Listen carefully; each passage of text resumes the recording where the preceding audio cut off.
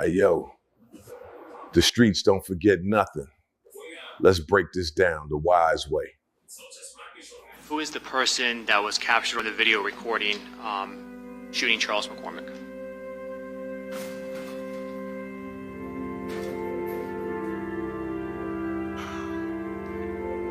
My son. What's your son's name? Hakeem.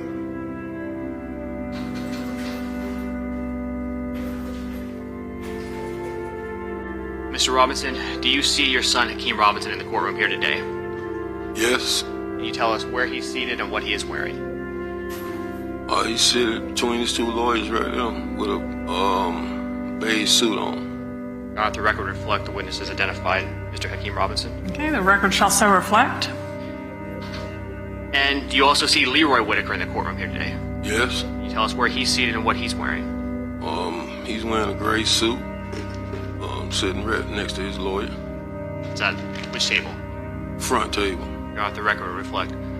All right. Now, sitting here today, you realize that you are testifying against not only co-defendants but family members. Yes. Why are you doing that? I have a number of reasons. What are they? I got some health issues. I got 2 6-year-olds and an 8-year-old daughter. And, but my 8-year-old daughter asked me when I'm gonna come take her to the daddy-daughter dance. Objection, hearsay relevance. Overruled. You can answer.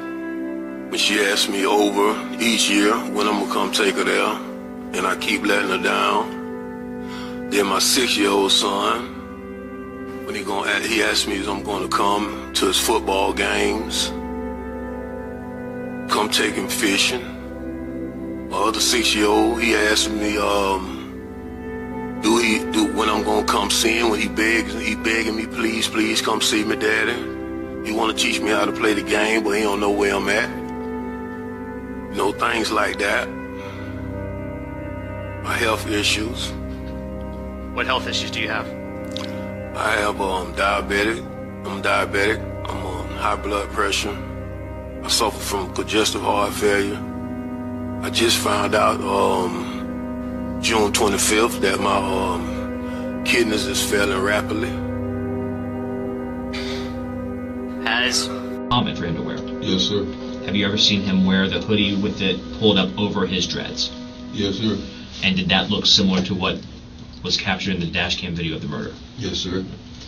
And again, as Hakeem Robinson's father, when you look at that video, to you, that is Hakeem Robinson. Yes, sir.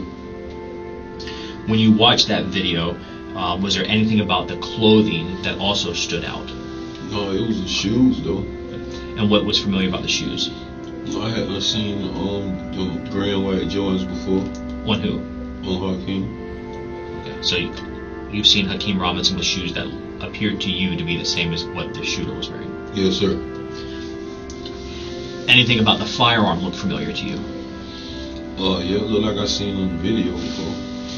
You believe? Jury selection is underway for 2 of the 3 people charged for the 2020 murder of Charles McCormick, also known as Lil Buck. McCormick was killed outside a shopping center in Arlington. Hakeem Robinson, better known as Ksoo, and Leroy Whitaker are being tried together with separate juries for the 2020 murder of Charles McCormick Jr., better known as Lil Buck. Robinson is charged with first-degree murder as a criminal gang member. Whitaker is charged with first-degree murder as a criminal gang member, burglary with assault or battery, and home invasion robbery. Both Robinson and Whitaker are alleged to be part of the ATK gang. On January 15th, 2020, McCormick was shot and killed outside of a shopping plaza in Arlington.